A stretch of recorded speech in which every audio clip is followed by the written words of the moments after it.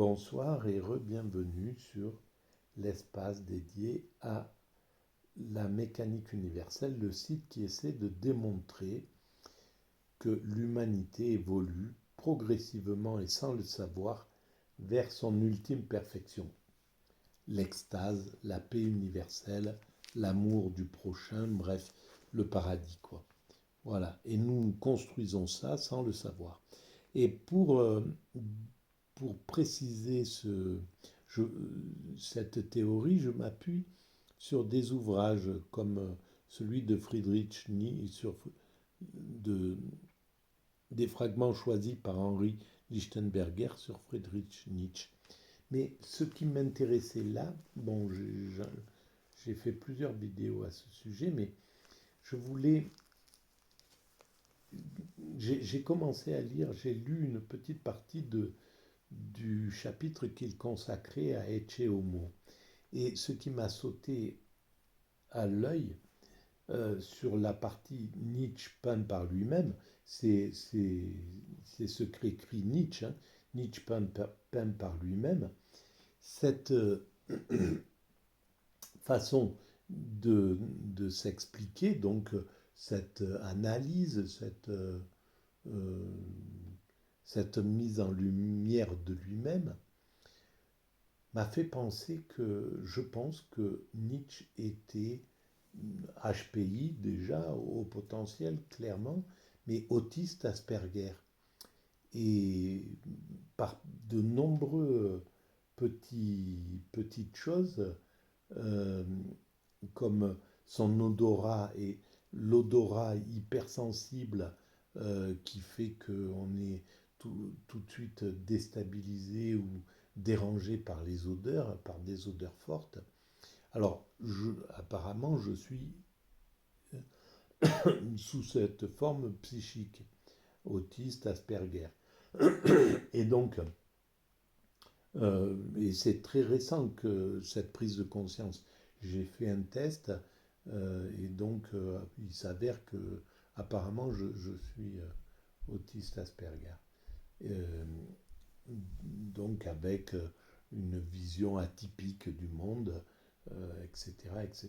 Et je pense que c'était le cas également de Nietzsche. Donc il y avait l'odorat, cette sensibilité, il y avait ce goût pour la solitude, et tout ça, il le dépeint, il le peint par lui-même dans cet ouvrage. Alors, et puis il y a cette intuition, mais alors, ce qui va se rajouter peut-être, c'est une sorte d'orgueil qui est en plus dans son caractère. Mais cet orgueil, je pense il est complètement logique. Et voilà, n'importe quel créatif pourrait ressentir cette chose. Parce que c'est un narcissisme qui est blessé, en fait. Il n'est pas compris, il n'est pas écouté, il n'est pas lu. Où il y a comme vraiment qu'un petit groupe autour de lui d'amis vraiment qui le soutiennent. Comme ben, moi, c'est la même chose. Hein. Je suis. Euh, mon travail, bien, il est sur Internet, mais euh, c'est pas. La reconnaissance, elle n'est pas. Elle n'est pas à la hauteur, en fait, de l'idée qu'on a de soi-même et qu'il avait de lui-même. Il avait une idée qui était très juste, qui était pas au-dessus. Elle n'était pas narcissique dans le sens où il ne se sentait pas supérieur à ce qu'il était.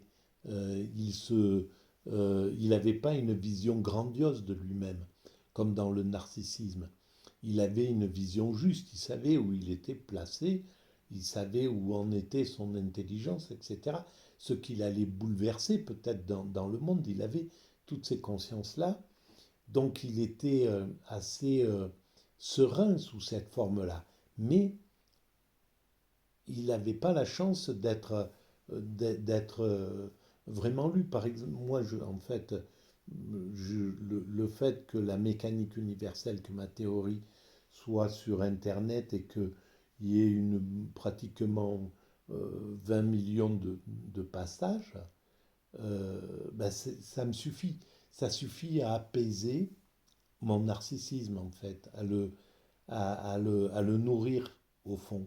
Donc, je, je, je vis avec le sentiment que mon travail est réalisé, qu'il n'y a pas de problème, que c'est fait, que euh, voilà, il n'y a pas de frustration en fait derrière. Et Nietzsche, hein, je pense que c'était légitime sa frustration parce que il n'était pas lu au niveau qu'il le méritait. Maintenant, évidemment, il est connu, mais il est mort, mais il est connu au niveau qu'il doit être connu. Il y a quasiment des milliards d'êtres humains qui savent qui il est, qui ont lu une partie de Nietzsche, qui ont compris des choses depuis qu'il est mort. Il y a sans doute peut-être un milliard d'êtres humains qui ont entendu parler de cet être humain. C'est inouï, quoi. Et c'est très, c'est complètement juste, en fait. Donc, il y a ce côté-là, et donc, ce narcissisme blessé fait que euh, il va se, il va dire je suis, etc., etc. Il va se, il va se valoriser parce que la société, l'humanité ne lui renvoie pas suffisamment ce qu'il ne le nourrit pas, ne nourrit pas suffisamment son narcissisme. Et, et, et c'est ce qui pose ce problème. Quand on le lit, on sent sa meurtrissure. Alors, si on l'aime, on a de la peine pour lui, c'est mon cas. Si on le déteste, on va le trouver orgueilleux, etc., etc. Donc, je vais commencer à lire Ecce Homo, donc dans Nietzsche peint par lui-même. Un de mes privilèges est de savoir discerner avec un tact infaillible tous les symptômes de santé des instincts. Il n'y a en moi nul trait morbide. Même au temps où je fus le plus gravement malade, je ne suis jamais devenu morbide. Et alors, morbide, c'est malade en somme, hein. Et effectivement, Nietzsche avait une santé psychique, parce que évidemment, il avait une santé physique également importante pour avoir fait le chemin qu'il pratiquait sur la côte d'Azur, le chemin à Aise qui porte son nom, euh, qui descend à la mer. Euh, bon, j'étais malade à l'époque. La BPCO était vraiment intense. Et donc, j'ai vu que c'était épuisant. Et lui, il faisait ça quasiment comme un cabri, quoi. Et c'était quelqu'un qui avait une santé physique très, très intéressante, très, très bonne, mais il avait surtout une santé psychique qui était bonne. Parce en dehors de cet état-là, c'était quelqu'un qui était extrêmement sain psychiquement. Déjà parce que il y était contraint. Il était contraint à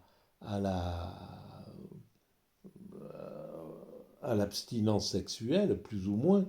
Bon, peut-être que de temps en temps, il allait au bordel, c'est là où il a attrapé la syphilis. Mais c'était quelqu'un qui n'avait pas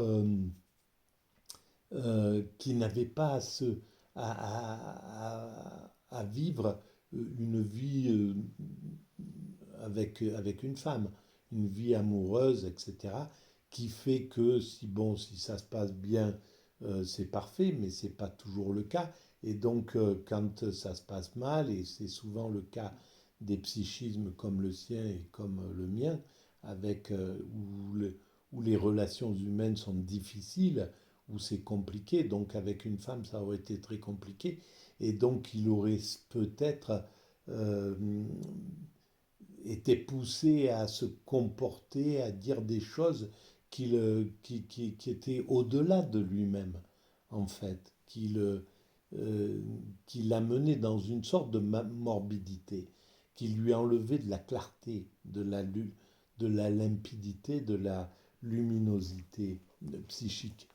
Je ne sais pas si je me fais comprendre, mais en fait, je pense que quand il parle, il dit il n'y a en moi nul trait morbide, c'est plus au niveau psychique qu'il le pense. Il sait qu'il est un peu saint, en somme, qu'il touche à la sainteté.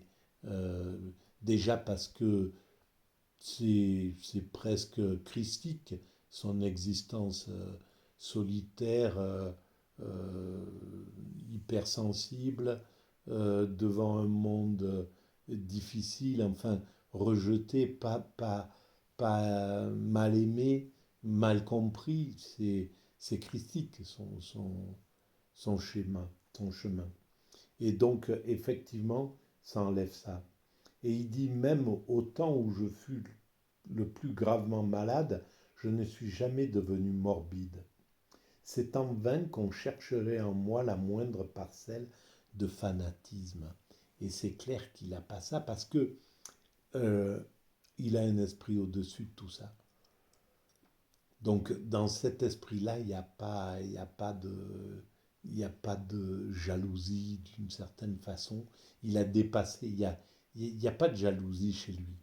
Il y a pas de, il, il y a la déception de ne pas être compris, de ne pas être euh, honoré comme son esprit devrait l'être, mais il n'y a pas de jalousie du tout, il n'y a pas de... euh, c'est ça qui est... Donc il sait où il sait ce qu'il a fait, il connaît son œuvre et il est en paix au fond de lui quand même. Voilà.